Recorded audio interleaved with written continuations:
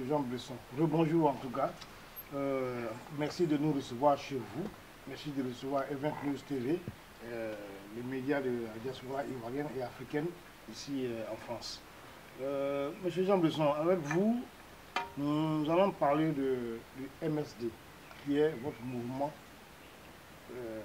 Le MSD, qui est le mouvement de solidarité démocratique que vous avez mis en place. Depuis quand il a créé ce mouvement?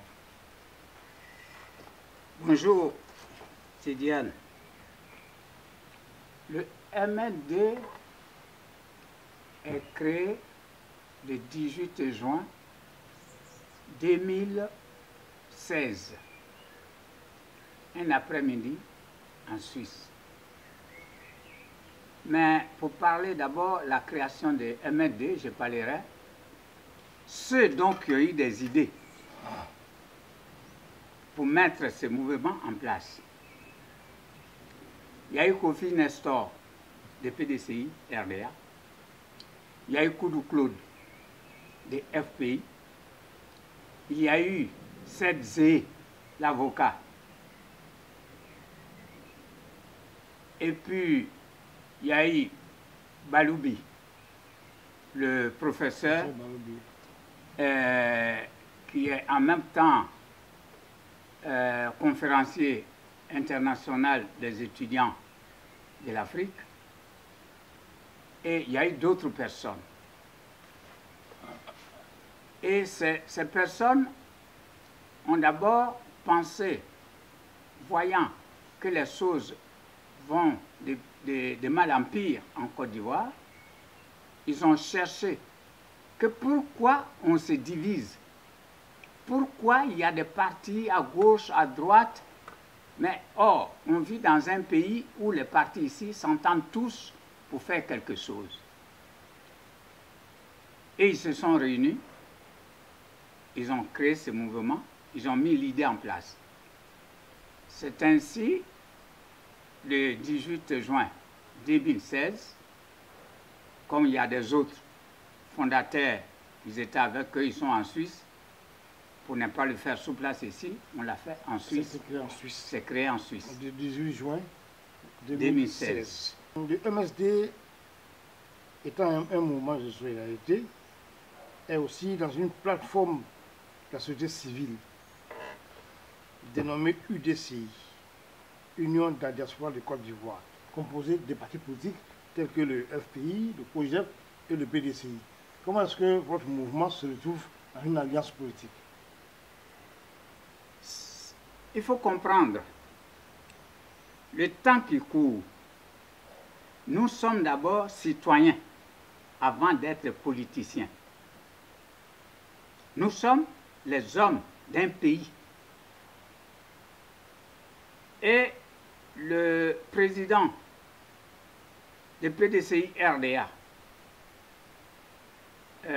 son Excellence Henri Konan Bédié, un matin, il a lancé quelque chose, une plateforme pour toute la société civile. Mais la politique est d'abord civile. On s'en va à la politique pour chercher l'argent. On ne va pas ce que nous voyons aujourd'hui, ce que l'Afrique voit aujourd'hui. On va à la politique simplement pour chercher l'argent. Mais moi, en tant que président de ce mouvement, j'avais déjà lancé au mois d'avril 2018 que toute la société civile doit se rassembler, et faire l'alliance pour que la Côte d'Ivoire puisse se reprendre comme elle était avant. Et lorsque Henri Konan Bédié, le président du PDCI, avait lancé, après moi, son appel, et que les partis qui sont ici dans la diaspora ont dit, mais pourquoi nous ne deviendrons pas la société civile? Donc le UDCI n'est pas un parti politique. UDCI est un parti de la société civile. qui veut mais composé composer les politiciens et les civils, les sociétés civiles, pour pouvoir faire le travail de la société civile et non pas quelque chose de politique. Bon, là, je ne vais pas entrer dans ce débat, mais être un politique et dire un politique ne pas parler de politique, je ne sais pas si c'est possible, hein, mais bon, on verra. Mais, enfin, j'aime bien vous appeler doyen, ouais, parce que chez nous en Afrique, le plus âgé, c'est comme ça on l'appelle. C'est par pur respect et par pure affection aussi. Donc ne vous sentez pas choqué ou vexé si je vous appelle doyen. Ça me va droit au cœur. Voilà. Jean Blesson, vous êtes aussi écrivain. Oui. Vous avez écrit des livres ou un livre? Combien de livres? Je viens de dédicacer à Abidjan le 20 avril mon 6e livre. 2019 2019. Intitulé Mal dans la peau. Ouais. Et les 5 premiers, on peut avoir le titre? Mon premier livre, c'est La conversation de la paix entre deux terres. D'accord. Le deuxième? Le deuxième, c'est Pleurs et angoisses du continent africain. Troisième? Le troisième, c'est Travaux forcés, Mambouake, route de la mort. Le quatrième? Le quatrième, c'est Fait de l'homme. Cinquième? Le cinquième, j'oublie mon titre moi-même, mais c'est pas grave. Il y en a tellement que... J'ai déjà, je suis actuellement, au 6e livre. Il est ici, là, celui-là il est sorti à Abidjan. Et ce livre parle uniquement de mon pays, la Côte d'Ivoire. Ouais. Et il dit quoi? Enfin, pas juste un petit résumé quand même. Un petit résumé. Vu que nous n'avons pas eu le temps de lire. Ouais. Un petit résumé. Tout, ça parle d'abord des Africains. Nous sommes colonisés. Et nous voulons devenir comme ceux qui nous ont colonisés. Nous voulons faire comme eux.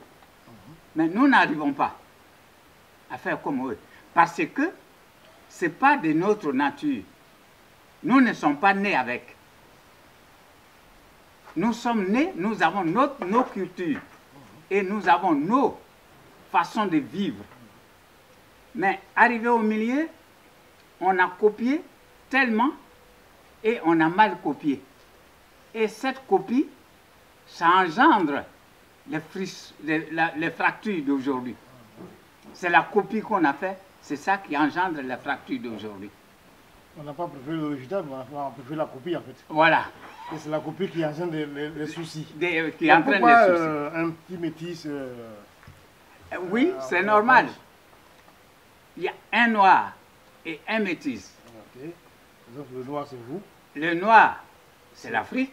Oui. Le métis, c'est un bonhomme qui est entre le blanc et le noir. Et cette personne-là, il n'est pas noir, il n'est pas blanc. Et aujourd'hui, l'Afrique n'est pas noire, l'Afrique n'est pas blanc non plus. Vous voyez ce que je veux dire là? Oui, hein? c'est pertinent. Ouais. Aujourd'hui, où nous vivons, l'Afrique n'est pas noire, mais il n'est pas blanc. Et il n'arrive pas à faire ce que les Africains font, il n'arrive pas à faire ce que les Européens font. Et ce qu'il fait, on est au milieu. Entre deux cultures. Entre deux cultures, et c'est toute l'Afrique. Parce que c'est la colonisation qui a voulu que cela soit. Et ça nous balance. À gauche, à droite, à gauche, à droite. Je vous remercie. En tout cas, merci beaucoup, doyen. Merci de nous recevoir chez toi à la maison. Je m'excuse ainsi, c'est toi. C'est avec un grand plaisir. Mon papa. Voilà. Donc, même si les besoins de l'émission devaient faire que je devais te vous voyez, mais excuse-moi, mais je suis en face de mon père. Voilà. Dernière question. Oui. On va revenir toujours au MSD. Vous avez combien d'adhérents aujourd'hui? Et quels sont les actes que votre mouvement a mis en place depuis sa création? Dirons peut-être à court, à moyen, à long terme. Cher Tidiane, je te remercie. Savez-vous, pour construire une maison, c'est difficile. Mais pour démolir une maison, c'est tout de suite. En 2 heures, on peut détruire une étage de 20 immeubles. Mais pour construire les 20 immeubles, c'est pas 2 ans. Il faut compter des années. Le M2 a été créé pour que toute la société civile puisse s'unir pour parler de la réconciliation de la Côte d'Ivoire. L'objectif de MFD, c'est de parler de la réconciliation de la Côte d'Ivoire. Parce que où nous partons et ce que nous voyons aujourd'hui, nous, le mouvement de solidarité démocratique, MFD, ce que nous voyons aujourd'hui, agitation à gauche, à droite, à gauche, à droite, pour aller aux élections de 2020. Notre but aujourd'hui, il ne faut pas que nous allons aux élections. Parce que si on va aux élections, je ouvre mes grands yeux devant vous pour vous le dire publiquement, si on va aux élections, on va à la destruction de notre propre pays. Donc, quelle action nous posons? Ces actions-là, c'est ça, on est en train de le préparer parce qu'on a mis 1 an pour pouvoir commencer à le concocter pour que ces actions-là soient crédibles. Et c'est de dire aux Ivoiriens. Tout à l'heure, vous m'avez parlé, nous sommes ensemble avec les mouvements politiques. Oui, mais il faut attirer l'attention parce qu'on dit la souveraineté appartient au peuple. Et nous sommes les représentants du peuple. Donc c'est nous qui avons la souveraineté. Ce n'est pas la politique qui a la souveraineté. Ça c'est faux. Donc nous disons, en tant que peuple de la Côte d'Ivoire, nous asseyons autour d'une seule table tous les partis socio-professionnels et politiques, nous asseyons et nous discutons pour mettre notre pays sous les rails, sous les nouvelles rails. Que ce soit ceux qui sont là aujourd'hui, ceux qui vont venir, nous asseyons tous ensemble pour mettre notre pays sous les rails. Pour dire que jamais ça. Okay. Donc, à vous écouter, vous demandez clairement hein, qu'il n'y ait pas d'élection en 2020. Ok. Ça peut être, bon, on peut peut-être vous comprendre. S'il n'y a pas d'élection, ça veut dire que le président actuel, alors que la Constitution de la Côte d'Ivoire nous dit que le mandat du président est de 5 ans. Maintenant, si vous souhaitez, si vous demandez ça, donc ça veut dire que le président continue encore. Ou alors comment réellement, enfin, je ne sais pas, démontrez-nous un peu comment ça va se passer. Nous voulons, je vous prends au mot, nous voulons que nous asseyions avant la date des élections. 2020. 2020. Octobre 2020, c'est en octobre, dans 1 an et 5 mois. Dans 1 an et 5 mois, là, il faut que nous arrivions à trouver une solution pour se mettre tous ensemble. Ce n'est pas difficile. C'est la volonté. Un rêve un peu non, utopique. Non, c'est l'homme qui travaille. Nous sommes les enfants, nous réfléchissons tous. Est-ce qu'on veut la mort ou on veut la paix? On veut la paix. Mais le président de la République rassure qu'il n'y aura pas de dégâts en 2020. Ne confondons pas. Il a dit aussi sur le plan de l'Élysée. je viens de faire une déclaration, comment dirais-je, qui s'est passée dans la région de Bouaké à Béoumi. Comment dans notre pays, pour un problème de moto, peut tuer 20 personnes et avoir 84 blessés. Pour un problème de moto dans la ville. Oui, ce n'est pas un problème électoral. Oui, justement. Ce n'est pas un problème électoral. Non. Ce n'est pas des élections qui sont arrivées suite à une élection. Je vous dis, ne confondons pas des bons gens aux gens bons. La Côte d'Ivoire traverse une crise qui date et qui est là. Il suffit une étincelle et puis ça va s'afflammer. Donc on devait s'asseoir avant d'aller aux élections. On doit s'asseoir avant les élections. Est-ce que vous avez soumis votre requête au président de la République ou alors à une institution ivoirienne ou Savez-vous, je suis en préparation et je le ferai bientôt. Okay. Ça ne va même pas tarder. D'accord. En tout cas, merci beaucoup, Monsieur Jean Blesson, mon doyen. Merci en tout cas de recevoir Event News TV chez vous à la maison. Je vous remercie. En tout cas, là vous êtes en face des téléspectateurs d'Event News TV et même de l'Afrique. Voilà. Quel est votre dernier mot? Qu'est-ce que vous pouvez dire vraiment à nos téléspectateurs? Qu'est-ce qu'ils doivent retenir de Jean Blesson? Ce que je veux dire aux téléspectateurs de Event News et à toute l'Afrique et à la Côte d'Ivoire,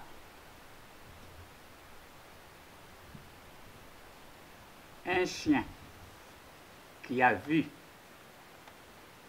sa mère tuée par un lion, s'il voit un chat, il court, il n'arrête pas. Que les Africains sachent que c'est l'union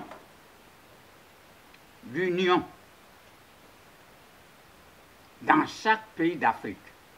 Ils ont créé un mouvement qui les a permis à voir ce que j'appellerais la liberté d'expression, qu'on appelle le RDA, Rassemblement démocratique de l'Afrique. Regarde ce mouvement, mais a fait quelque chose de formidable. Mais aujourd'hui, ces idées que les anciens, d'où je fais partie, je dis bien où je fais partie, parce que moi, en 1946, j'étais sous la route des travaux forcés. Je dis bien en 1946, lorsqu'on annonçait au Houphouët-Boigny arrive, moi j'étais sous la route des travaux forcés. Donc, le Rassemblement démocratique de l'Afrique, RDA, qu'on pense à ça, qui a réuni et qui nous a donné la parole. Maintenant, il faut que nous trouvons quelque chose qui va nous donner la dignité. Je vous remercie. Merci en tout cas, chers téléspectateurs de Event News TV. Nous étions avec M. Jean Blesson. Jean Blesson qui est ancien administrateur des hôtels intercontinentaux de Paris, qui est à la retraite, écrivain et président du mouvement MSD, Mouvement de solidarité démocratique. Merci en tout cas de nous recevoir chez vous et à très bientôt pour une autre émission. Merci, c'était Tidiane Oula pour Event News TV.